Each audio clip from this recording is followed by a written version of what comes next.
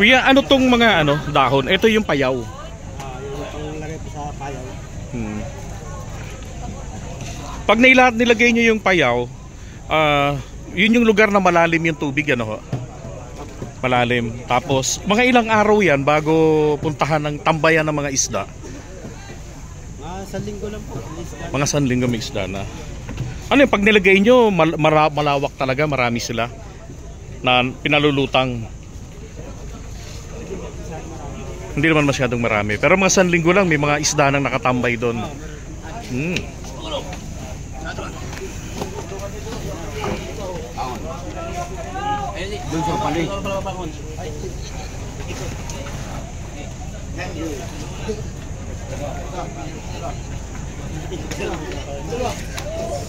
Nakaranas na rin kayo ng harassment ng mga Chinese Coast Guard doon? Ay, hindi po. Hindi pa naman. So hindi rin naman lahat, ano? Pero nakakapasok kayo sa loob ng Scarborough Shoal. Opo, nakakapasok. So malas na lang pala talaga doon sa yung lagi natsitsyempohan. Doon po sa, sa Bahura. Sa? Sa Bahura po. Yun nga ho, sa Bahura.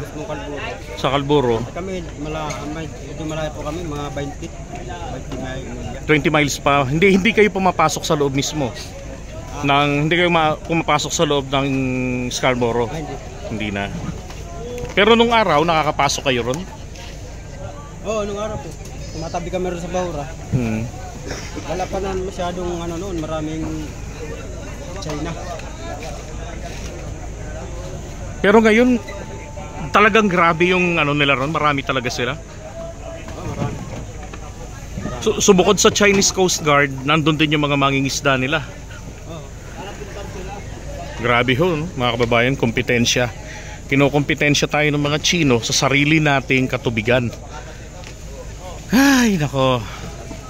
Maswerte na lamang po tayo ngayon at meron tayong presidente na matapang at may paninindigan na ipaglaban, igiit kahit na mahina tayong bansa sa ngayon para ipagdepensa ang ating karapatan dyan sa West Philippine Sea. Ang lakas na lamang po natin sa ngayon ay yung legalidad, yung pabor sa atin ng 2016 arbitral ruling.